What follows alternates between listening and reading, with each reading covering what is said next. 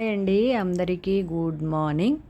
So ఇంక ఈరోజు Tirumala శనివారాల్లో last శనివారం, అంటే ఎప్పుడు 5 శనివారాలు ఉంటుంది. ఈసారి 5వ శనివారం వచ్చే ముందు రోజే తిరుమల శనివారాలు అనేది, అంటే ఈ నెల అయిపోతుందండి. అందుకని చెప్పి ఈసారి అయితే 4 వారాలు వచ్చాయి.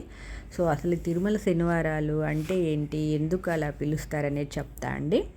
తమిళంలో పురటాసి మాసంలో వచ్చే శనివారాలనే తిరుమల శనివారాలు అంటారు.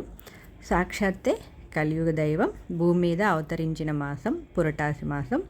ఈ మాసంలో వచ్చే శనివారాలే తిరుమల శనివారాలు అన్నమాట. నాకైతే ఫస్ట్ శనివారం వీలు అవ్వలేదండి పూజ చేసుకోవడానికి. ఇంకా మిగిలిన 3 శనివారాలు అయితే పూజ చేసుకున్నాను. సో ఇది ఇంకా ఆఖరి శనివారం అన్నమాట. అందుకని చెప్పి 7 పిండి దీపాలు పెట్టి తులసిమాల సమర్పించి స్వామివారికి ఉదయాన్నే పూజనైతే చేసుకున్నా అండి. ఇంకా బాబు వెళ్ళిపోయాక ఇంక మాకు దగ్గరలో అప్పలాయగుంట గుడి ఉంటుందండి, చాలామందికి తెలిసే ఉంటుంది. సో అక్కడికైతే వెళ్ళి స్వామివారిని అయితే దర్శనం చేసుకుని వచ్చేసరికి బాగా లేట్ అయిపోయింది. సో ఇది తమిళోళ్ళకి సంబంధించిందండి ఈ నెల, మనకి సంబంధించింది కాదు. మనం చాంద్రమానాన్ని బట్టి పండగలు జరుపుకుంటే వాళ్ళు సూర్యమానాన్ని బట్టి పండగలు జరుపుకుంటారు.